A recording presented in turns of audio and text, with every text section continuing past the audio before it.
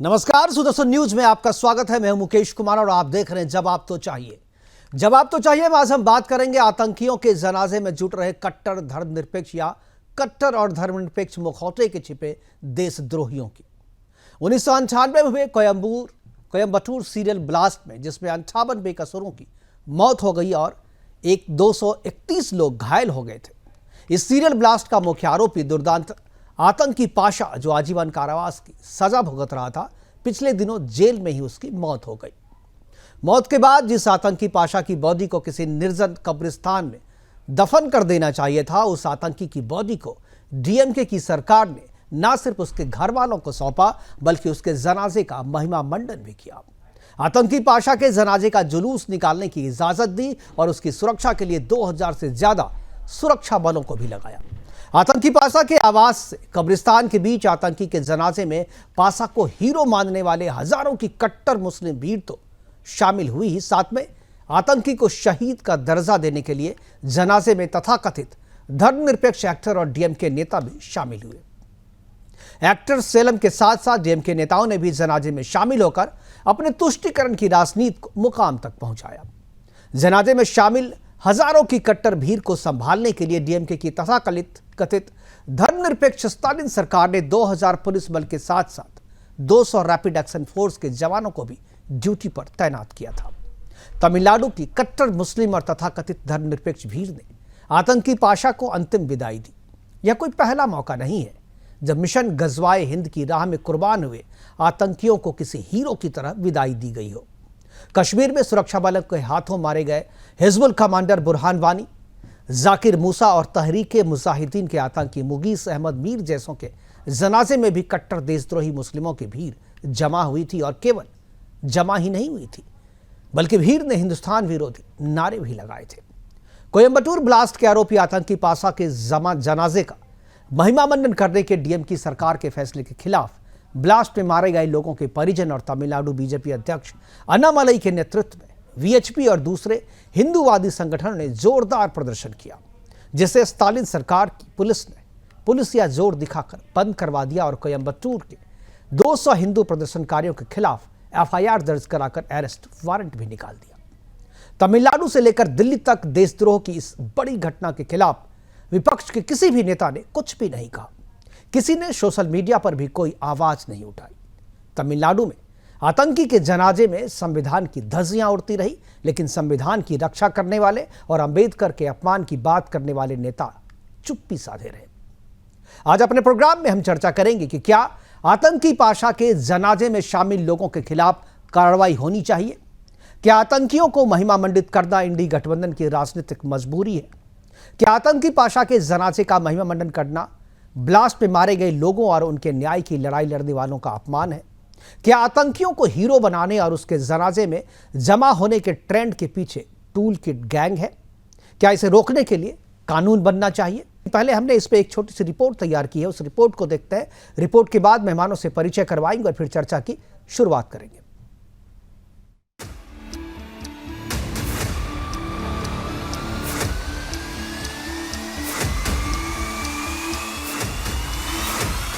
आतंकवादी का जनाजा, कट्टरपंथियों की भीड़ और मुसलमानों की इस भीड़ से आती जिहाद की बू। बीते दिनों दक्षिण के राज्य तमिलनाडु की सड़कों पर निकली ये कट्टर धर्मनिरपेक्ष भीड़ औरंगजेब के उन औलादों की भीड़ है जिसे हीरो और हत्यारा में फर्क नहीं मालूम, जिसे ये नहीं मालूम कि किसके जनाजे में शामिल होना चाहिए और किसे सम्मान देना चाहिए। अपनी आंखों पर जिहाद का चश्मा लगाई इस भीड़ को मानव और दानव के बीच का यही अंतर पता होता तो ये ना तो औरंगजेब को अपना बाप मानते और ना ही ए बाशा जैसे खूंखार आतंकवादी के जनाजे में शामिल होते। आतंकवादी बाशा वही हैवान है जिसने साल 1998 में कोयम्बटूर में हुए सीरियल ब्लास्ट की साजिश रची थी, जिस ब्लास्ट में 58 लोगों की जान चली गई और 231 लोग घायल हो गए।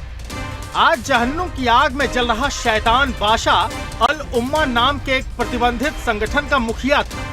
देश के दुर्दांत आतंकियों में से एक बाशा को उम्र कैद की सजा मिली थी, जिसने 2003 में नरेंद्र मोदी को भी जान से मारने की धमकी दी। ऐसे खतरनाक आतंकवादी का जनाजा इंडी कुनबे के सहयोगी दल डीएमके के राज में बड़े धूमधाम से निकाला जाता है। सनातन की तुलना डेंगू मलेरिया से करने वाली और सनातन को मिटाने की बात करने वाली तमिलनाडु की यह सरकार न सिर्फ शान से एक आतंकवादी का जनाजा निकालती है, बल्कि जनाजे में 2000 से 2200 जवानों की तैनाती करती है। और जिहादी पाशा के इस जनाजे में शामिल होता है डीएमके का भारी वोट बैंक।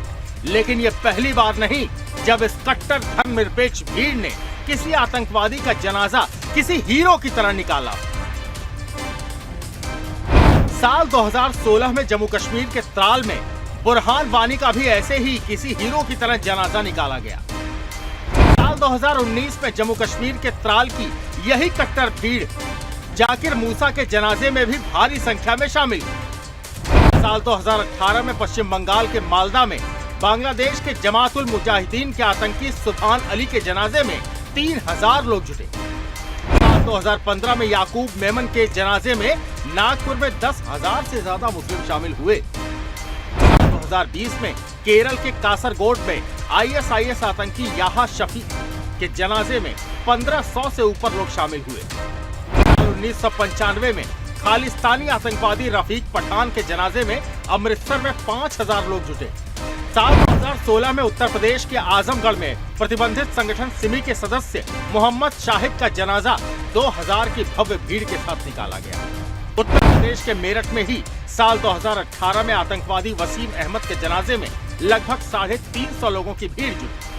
बिहार के किशनगंज में आईएसआई के जासूस अबू ताहिर के जनाजे में लगभग 1500 की संख्या में लोग शामिल हुए। साल 2017 में लश्कर तैयबा के कश्मीर क्षेत्र के प्रमुख अबू दुजाना के जनाजे में 5000 से अधिक कट्टरपंथियों की भीड़ उमड़ी थी। इसी कट्टर धर्मनिरपेक्ष भीड़ ने फिर से तमिलनाडु के डीएमके राज में आतंकवादी बादशाह के लिए अपना प्यार लुटाया। वहीं बीजेपी ने सरकार द्वारा आतंकवादियों के जनाजे की अनुमति देने पर विरोध प्रदर्शन किया।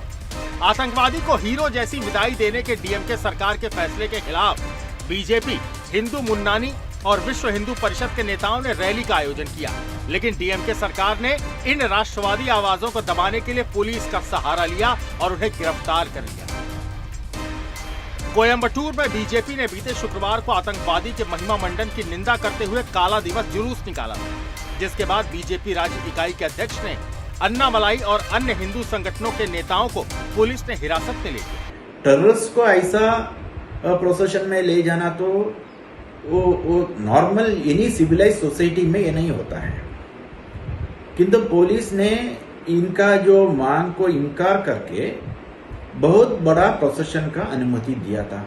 और उसी प्रोसेशन जब शुरू हो रहा था वहां भी काफी प्रोवोकेटिव स्पीचेस भी किया गया था। वहां वो टेरर को सिंपथाइज करके, टेररिस्ट को सिंपथाइजिंग करके काफी भाषण भी हुआ था वहां। तो हिंदुओं ने इसके प्रोटेस्ट के लिए पुलिस से परमिशन मांगे थे। पुलिस ने 3-4 दिन इनका परमिशन इनकार भी नहीं किया, स्वीकार भी नहीं किया। तो स्वाभाविक है कि ये लोग पीसफुल प्रोटेस्ट में पुलिस कमिश्नर के ऑफिस के सामने बैठे थे और इनके खिलाफ अरेस्ट किया है। महिलाएं भी थे। इसमें जो लोग थे उनके काफी फैमिली मेंबर्स ये जो टेररिस्ट बादशाह के टेरर एक्ट्स का विक्टिम्स भी थे, उनका जान भी गया है उसके कारण। तो जिनके अब सीधा लिए चलते हैं आपको प्रधानमंत्री मोदी के पास, जो कि कुवैत में पहुंचे हुए हैं, वहां पर लोगों को संबोधित कर रहे हैं। कुवैत में ही रह रहे हैं, बहुतों का तो जन्म ही यहीं हुआ है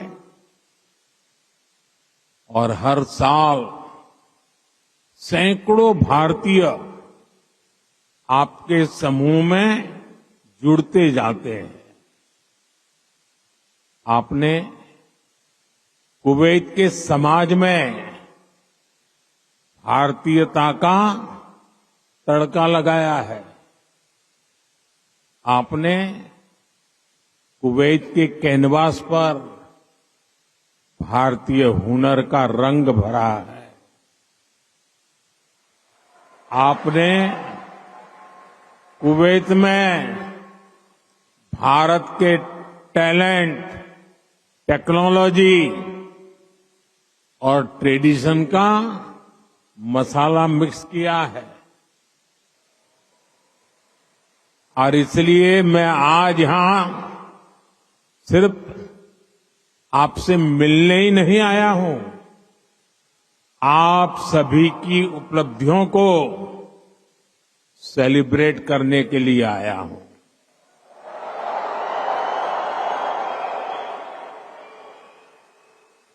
साथियों, थोड़ी देर पहले ही मेरी यहां काम करने वाले भारतीय श्रमिकों, प्रोफेशनल से मुलाकात हुई है।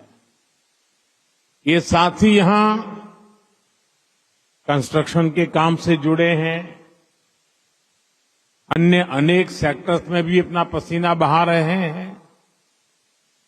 भारतीय समुदाय के डॉक्टर्स, नर्सेज, पैरामेडिक्स के रूप में कुवैत के मेडिकल इंफ्रास्ट्रक्चर की बहुत बड़ी शक्ति है। आप में से जो टीचर्स हैं, वे कुवैत की अगली पीढ़ी को मजबूत बनाने में सहयोग कर रहे हैं। आप में से जो इंजीनियर्स हैं, आर्किटेक्ट हैं, वे कुवैत के नेक्स्ट जनरेशन इंफ्रास्ट्रक्चर का निर्माण कर रहे हैं। और साथियों, जब भी मैं कुवैत की लीडरशिप से बात करता हूं, तो वो आप सभी की बहुत प्रशंसा करते हैं।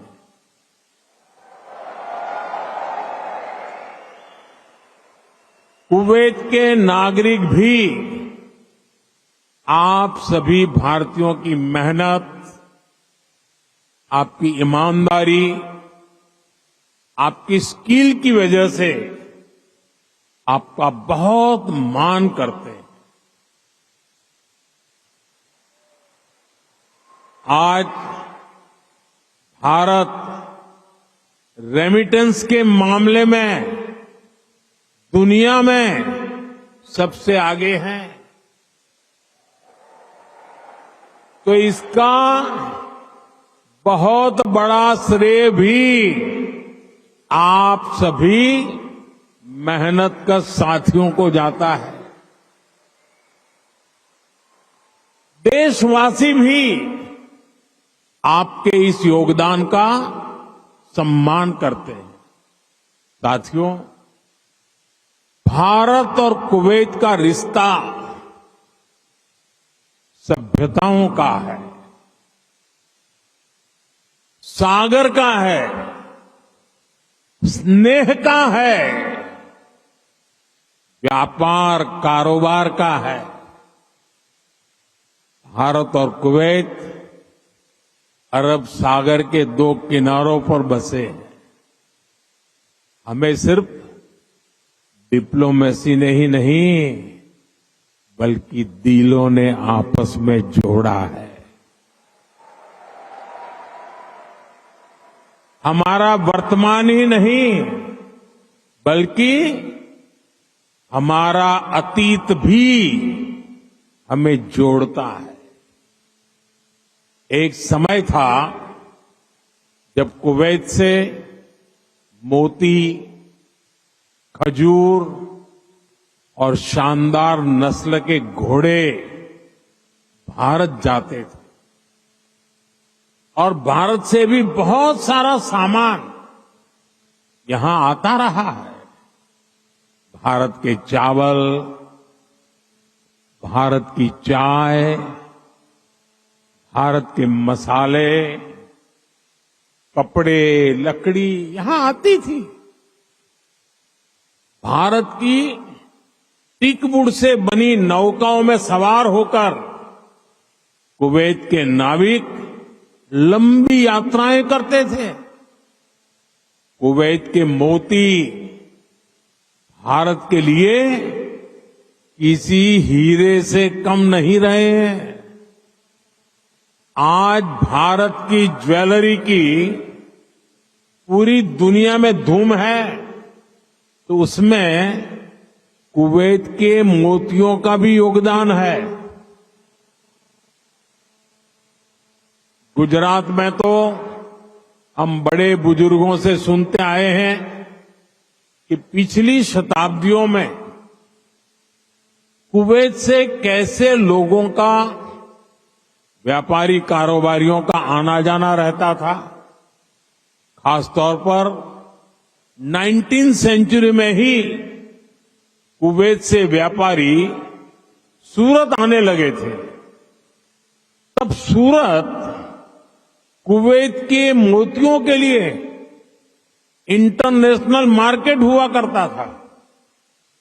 सूरत हो, पोरबंदर हो, वेरावल हो, गुजरात के बंदरगाह इन पुराने संबंधों के साक्षी है। कुवैती व्यापारियों ने गुजराती भाषा में अनेक किताबें भी पब्लिश की है। गुजरात के बाद कुवैत के व्यापारियों ने मुंबई और दूसरे बाजारों में भी उन्होंने अलग पहचान बनाई थी। यहां के प्रसिद्ध व्यापारी अब्दुल लतीफ अल अब्दुल रज्जाक की किताब how to calculate pearl weight Mumbai में छपी थी।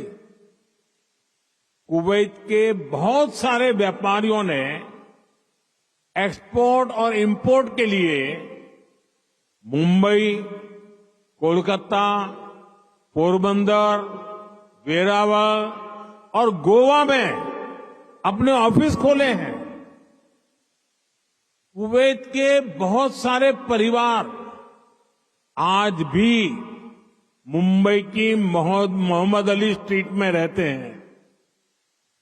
बहुत सारे लोगों को ये जानकर हैरानी होगी, 60-65 साल पहले कुवैत में भारतीय रुपये वैसे ही चलते थे जैसे भारत में चलते हैं।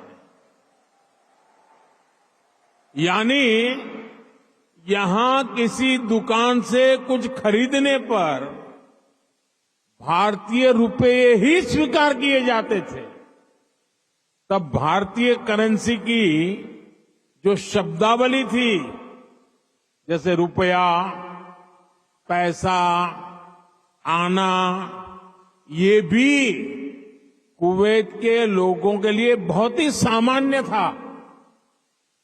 साथियों, भारत दुनिया के उन पहले देशों में से एक है जिसने कुवैत की स्वतंत्रता के बाद उसे मान्यता दी थी।